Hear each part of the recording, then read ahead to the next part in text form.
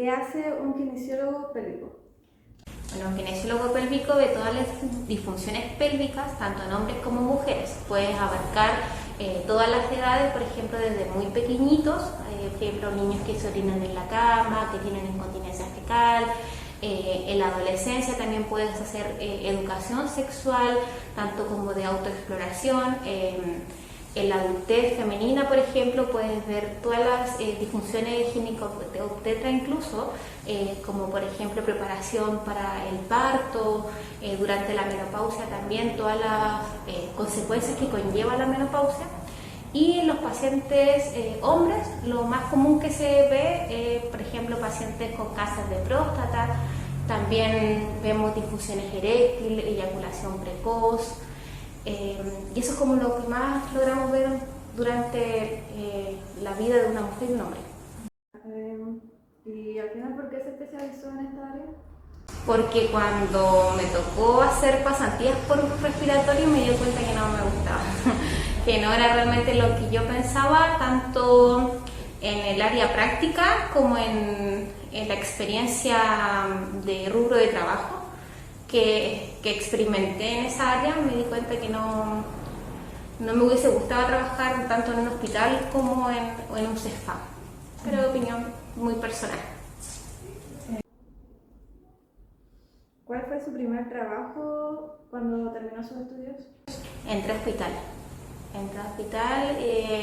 ahí entré viendo el área traumatológica y neurológica, que tomé una pequeña especialización neurológica y después comencé con reemplazo ya de pélvico, que cuando me empecé también a especializar en esa área, y ahí me di cuenta que sí era lo que me gustaba mucho.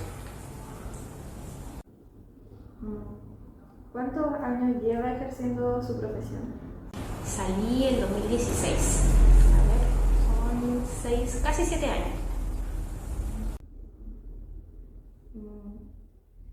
Más o menos como de cuánto es el rango etario que suele atender. Embarazadas, desde los 15 hasta los 40, más o menos. ¿Cómo maneja a los pacientes de distintos rangos etarios y cognitivos igual? Ya, por ejemplo, los pacientes menores, por lo general que me toca a mí ver, son lesionados medulares. O que nacieron con alguna patología medular. Entonces con ello hay que tener mucha psicología en lo que respecta a la motivación, ¿ya? Porque por ejemplo a un adulto tú le puedes decir, mira, tienes que hacer tus rutinas de ejercicios para poder trabajar, y el adulto toma conciencia de que si no hace los ejercicios no va a avanzar. En cambio el niño, por ejemplo, de 7 u 8 años, la verdad que piensa que la mamá le va a solucionar un poco el problema, entonces tienes que buscar un factor muy fuerte que lo motive a hacer los ejercicios, porque la mamá no los puede hacer por él, o por más que lo rete no lo va a poder hacer correctamente si no tiene una real motivación a ejercer. Bueno, en el área ya más de adolescentes, son pacientes que llegan hacia mí por motivación personal, ya nadie los trae, ya sea por embarazo, disfunción eréctil. En el caso de los deportistas, las pubalgias, ya se da mucho pubalgia en varones, futbolistas hombres.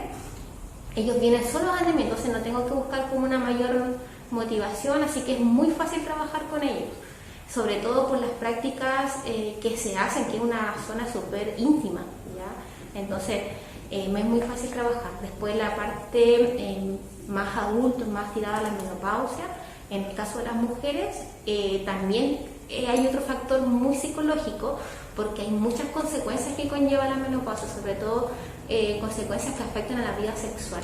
Entonces tengo que, aparte de tratarlas físicamente, tengo que tratarlas mentalmente, como por decirlo así, porque la parte sexual tiene un factor muy importante que es mental, ¿ya? Entonces si ella no se motiva mentalmente a hacer sus ejercicios, no va a recuperar nunca su vida sexual. Y en la parte de los hombres también me pasa con los pacientes protectomizados, por ejemplo, que quedan con incontinencia urinaria.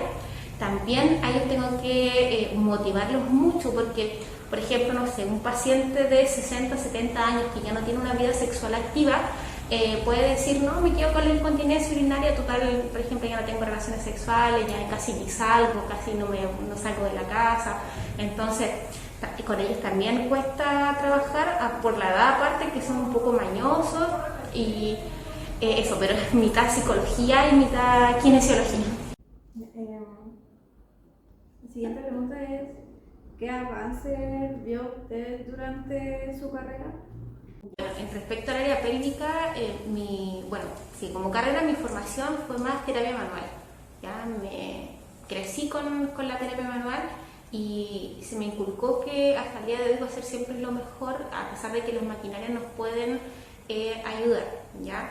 Y creo que mi evolución formacional ha sido, por mi parte, modificar lo que he aprendido actualmente, que si bien conlleva mucha máquina, es modificarlo y hacer un razonamiento clínico, cómo aplicarlo manualmente, ¿ya? Porque, claro, en la actualidad te van a enseñar que, por ejemplo, no sé, por las ondas de choque son una metodología que nos facilita mucho el trabajo, pero tú con el tiempo vas a hacer tu propio análisis clínico y vas a poder elegir las herramientas que te ofrece hoy en día la actualidad.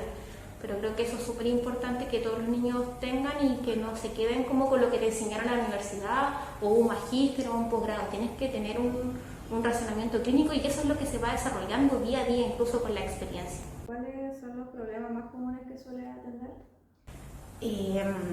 Dolores pélvicos, son los vaginismos, contracturas vaginales. La verdad es que las pacientes no vienen por contracturas vaginales mujeres. Ellas vienen porque les dolió tener relaciones sexuales, porque les duele para hacer caquita, porque se sientan y les duele. Esas son por dolencias, pero en el caso de no dolores, son pacientes que vienen por embarazos y quieren prepararse para un parto natural.